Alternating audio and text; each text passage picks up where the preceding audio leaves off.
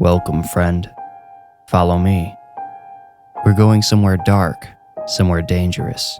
Most people would never dare enter the place we're going. There's no telling what horrors we'll find, what terrors we'll uncover.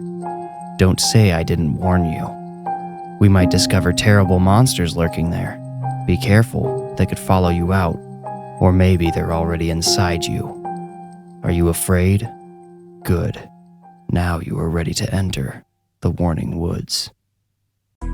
If I have one regret in life, it's the way I spent my college years.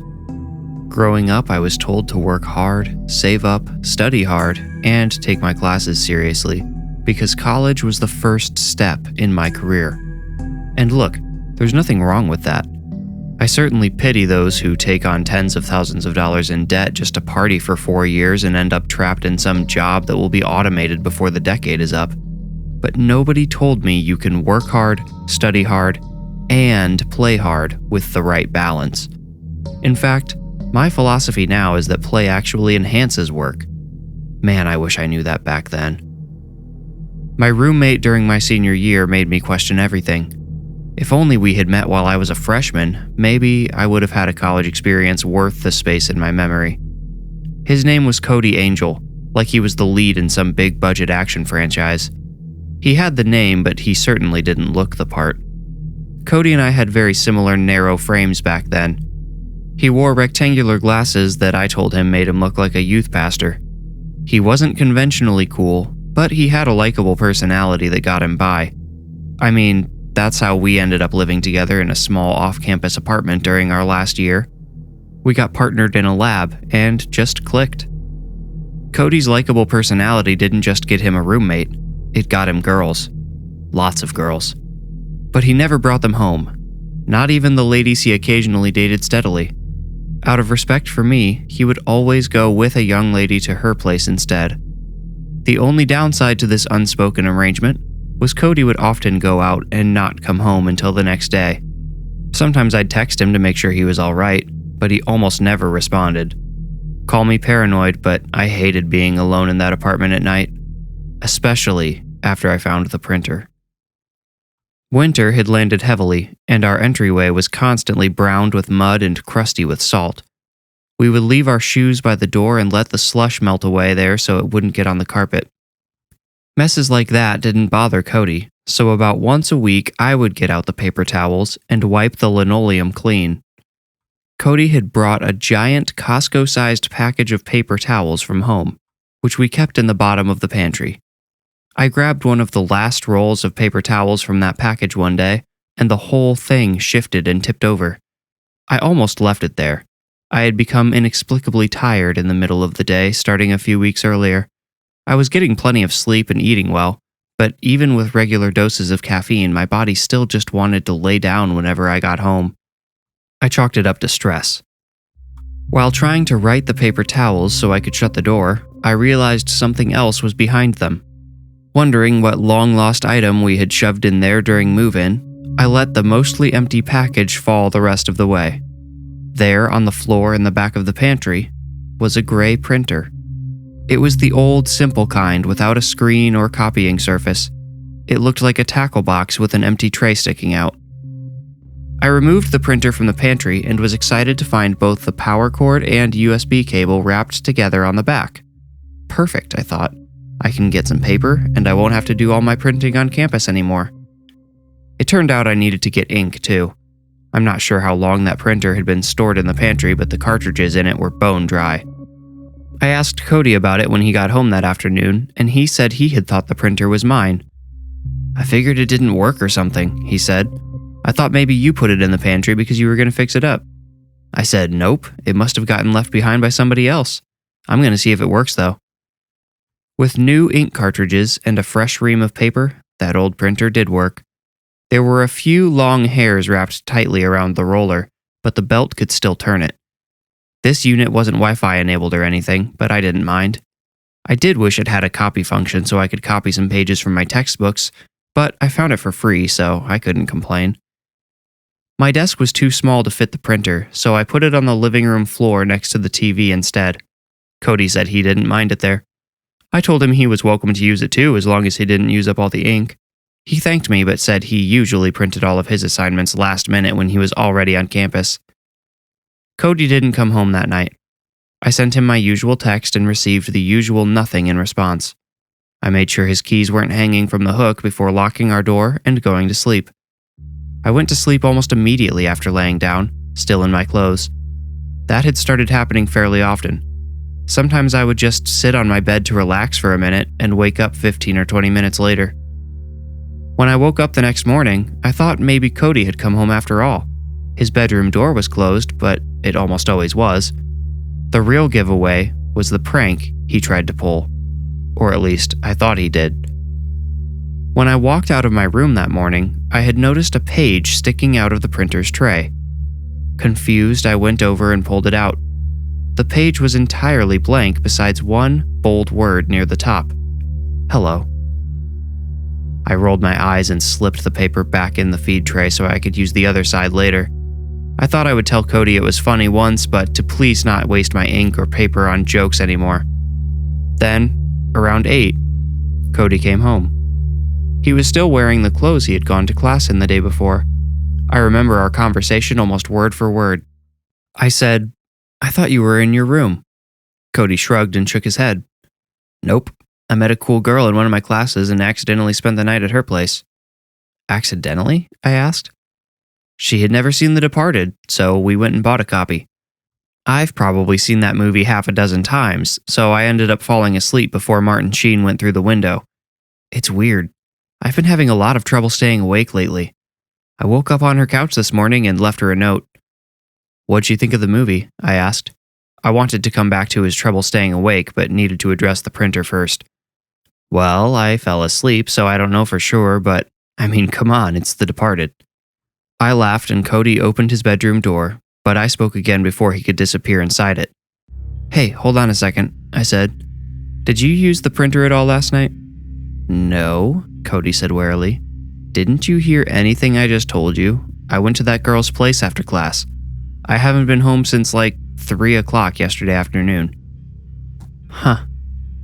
I gave the printer a sideways glance, but didn't give it much thought after that. I still thought Cody was pranking me, I just didn't know how. He and I rode the bus to campus an hour later, then went our separate ways. When I got home, I pulled off my slush-coated boots and stepped over the puddle that had already formed by the door.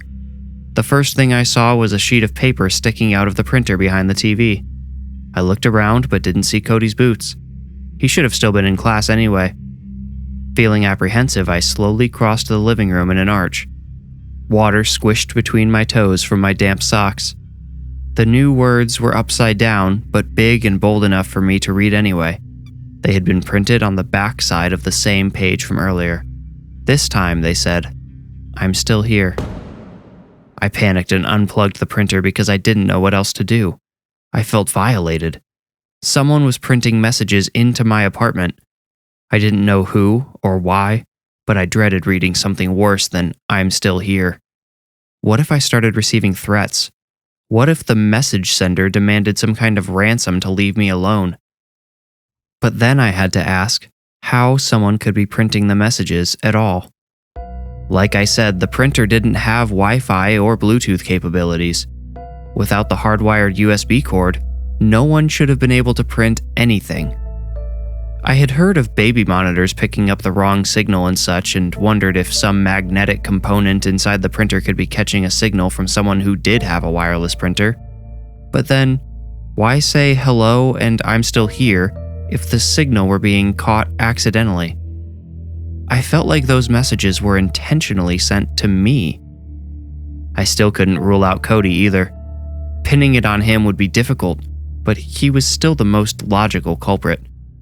He was the only other person with access to the apartment, to the USB cord.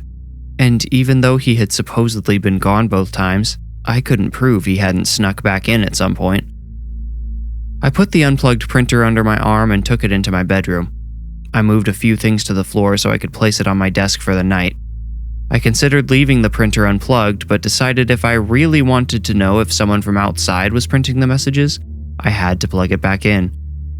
All that carrying and rearranging sent me to bed immediately. I quickly fell asleep while staring at the little orange standby light next to the printer's power button. My eyelids had barely kissed each other before the printer whirred to life. The motor spun and a sheet of paper was dragged from its bed into the belly of the printer. The print head dropped, beginning its rhythmic shuffle across the page. This process took less than 10 seconds. When it was done, the motor made an angry noise and shot the page to the end of the tray. I hadn't lifted the flap that catches finished pages, so the paper slid across my desk and onto the floor. I heard it whisper across the carpet and vanish under my bed. I felt around until my finger struck a corner of the page. Pinching the corner, I pulled the page out. It had landed with the blank side up. I turned it over. At the top of the page, in the same bold letters as before, were the words, "Good night." I lurched out of bed and yanked the power cord out of the wall. That little indicator light waned and went dead. The page fluttered in my shaking hand as I stood staring at the printer and panting. It hadn't been Cody, and it hadn't been some random crossing signal. Someone was intentionally trying to scare me. Now, with the printer next to my bed, I felt even more victimized and violated than before.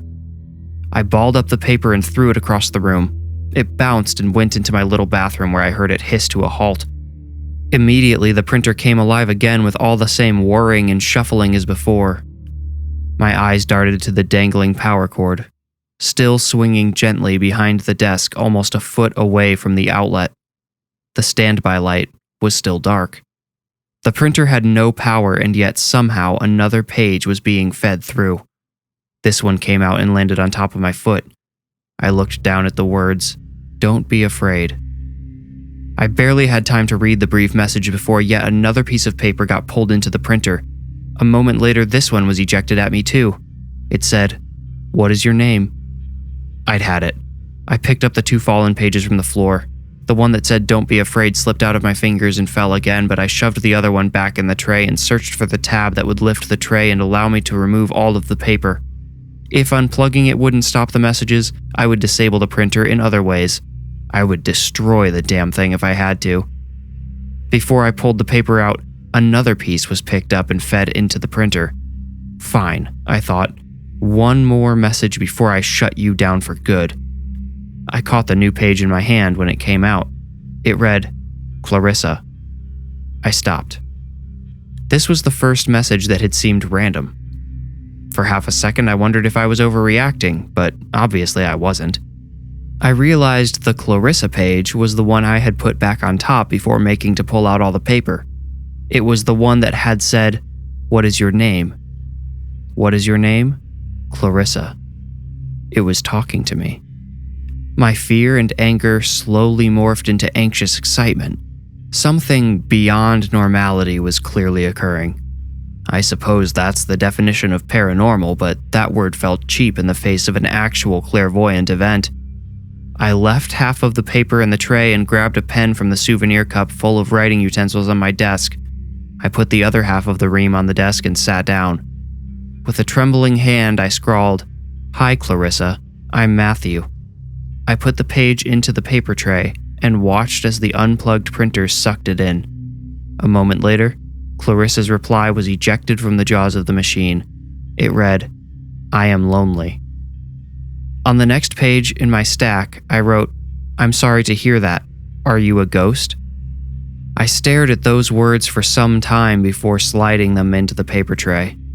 I wasn't sure if I even wanted an answer, or if I would have believed it if the answer had been yes.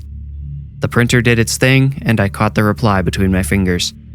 "No, never died." I glanced around the room as I pondered what the message meant. Never died. Not haven't died or didn't die. Never died. Maybe I was hung up on the semantics, but to me, never died implied eternity. Some sort of transition from life to the next stage without termination. Like when a highway curves away and seamlessly joins another without an exit ramp. I wrote another question I didn't necessarily want answered. "Where are you?" The answer she gave disappointed me. "Don't know." I asked a handful of dead-end questions before I really got the hang of our conversation. Clarissa's replies seemed to be limited to no more than 4 or 5 words at a time. I plugged the printer back in, wondering if maybe it took too much of her energy to power it on her own. But that didn't help. Throughout our communication, I learned she had lived in the apartment only a couple of years before Cody and I. The printer had belonged to her originally, and it must have gotten left behind after she disappeared. Her roommate had gone away on an international study program that semester and left her alone.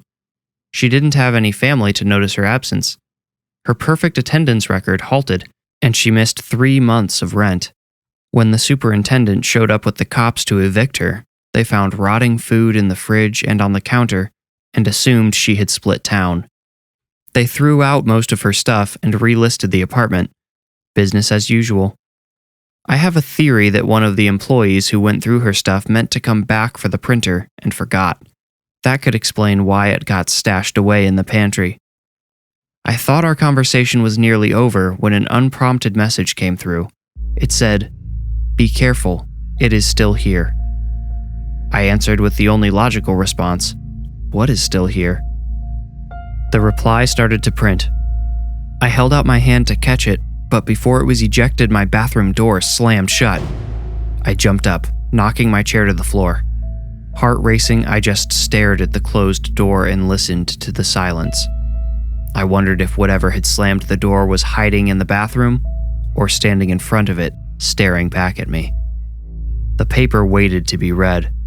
I picked it up and saw just one word: Eater. Without fully taking my eyes off the bathroom door, I scrawled, "What's an eater?" onto a piece of paper and shoved it into the printer.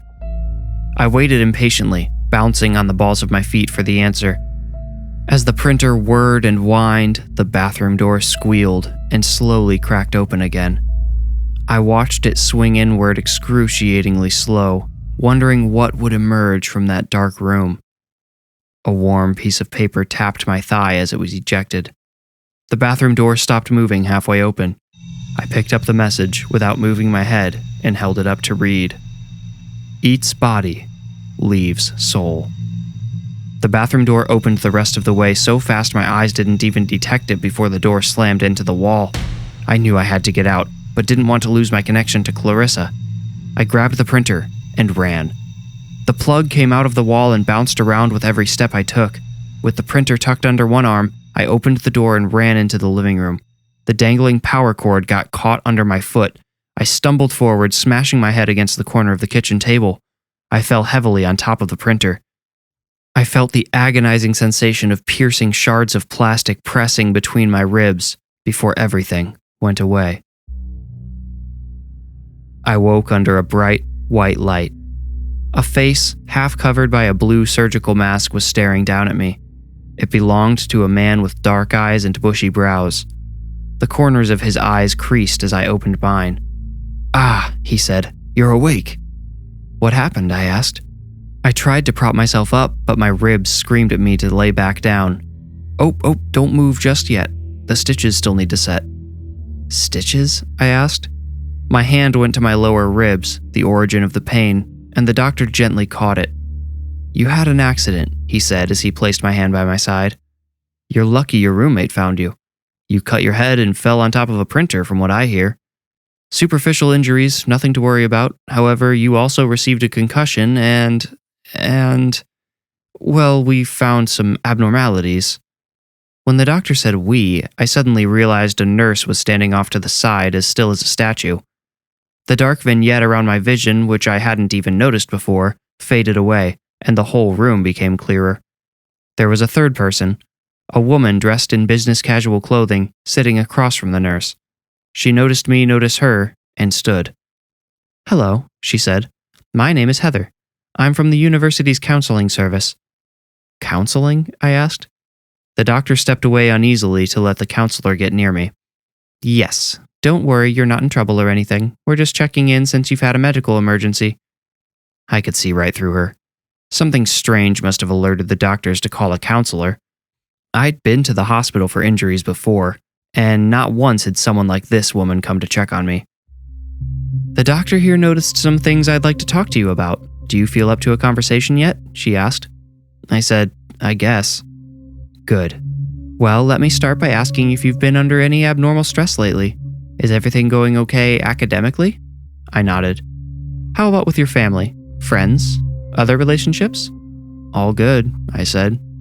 How about your relationship with yourself? How do you feel about you?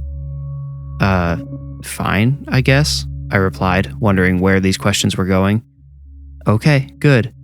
Because the doctor here says your weight is about 17% below your ideal range.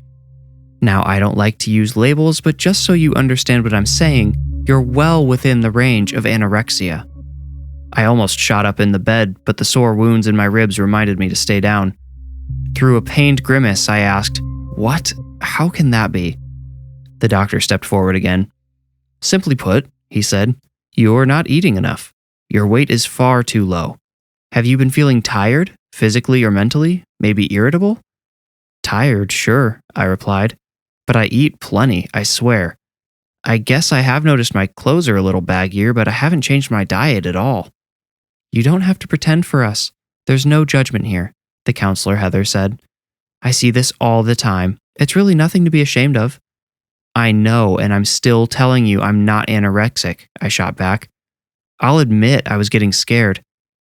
Something else has to be wrong. If I'm really that underweight, something must be...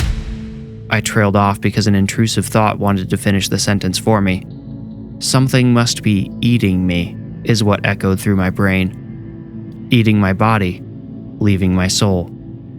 When Clarissa had warned me about the eater, I had pictured a sudden, gruesome, and violent act, but a slow consumption over time made far more sense. It was literally eating me away to nothing. Am I allowed to leave? I asked. Well, it wouldn't be advised, but thanks, I interrupted. The counselor stepped back and the nurse stepped forward as I forced myself to sit up, but I waved her off. Both the doctor and nurse desperately tried to convince me to stay, but I walked out of the room without another word. I found Cody in the waiting room. He had fallen asleep, so I had to startle him awake. He looked worried but smiled when he saw me. Hey man, he started, but I held up my hand. We need to go, I said. You sure you shouldn't? Cody, listen to me. We need to leave right now. He didn't argue. He had driven himself to the hospital after the ambulance took me, so he was able to take us back to the apartment. I explained everything that had happened on the way there. I could tell Cody didn't believe me, but he didn't say so out loud. When we went inside, I was disappointed to see the printer smashed beyond repair next to the dining room table. A few of the larger, pointier pieces were coated in dried blood. The roller had broken off and came to rest on the kitchen floor. Those long hairs were still wrapped around it. All that's left of Clarissa, I thought. I would never communicate with Clarissa again. I researched the eater and found almost nothing of use. It seemed to be a unique type of parasitic spirit. Various ancient cultures had legends and myths about similar entities, but none included methods to get rid of them. Frustrated, I gave up and told Cody we had to do the only thing I could think of: move. The property manager wouldn't let us cancel our lease, but she did let us switch apartments. She happened to have a few that were empty, and I chose the one furthest from our current unit. No one moved into our old unit while Cody and I still lived in the building, but I made some preparations for the next resident. See, when I cleaned up the mess from the printer, I saved Clarissa's hairs. I tucked them under a corner of the carpet that I tore up and pressed back down. She couldn't use the printer anymore, but I hoped Clarissa would find another means of communication. And if she didn't, or even if she did, I would communicate too. I've been sending letters to that apartment for years now, warning everyone who's lived there to leave if they start feeling unreasonably tired or lose too much weight inexplicably. I tell them to pay attention to anything that seems strange or out of place, to listen to any friendly voices, but hide from anything that seems sinister. I will keep sending these letters until I can find a way to banish the eater for good.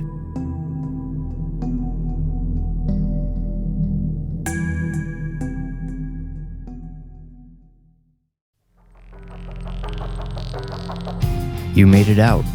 Congratulations. If you enjoyed the story, please rate and review this podcast wherever you like to listen. Reviews are the best way to support the podcast and help it grow. You can also become a patron at patreon.com/thewarningwoods. If you want more creepy content, including the images that accompany each story, follow me on Instagram at The Warning Woods. If you feel ready, meet me here next week for another journey into the Warning Woods. Thank you for listening.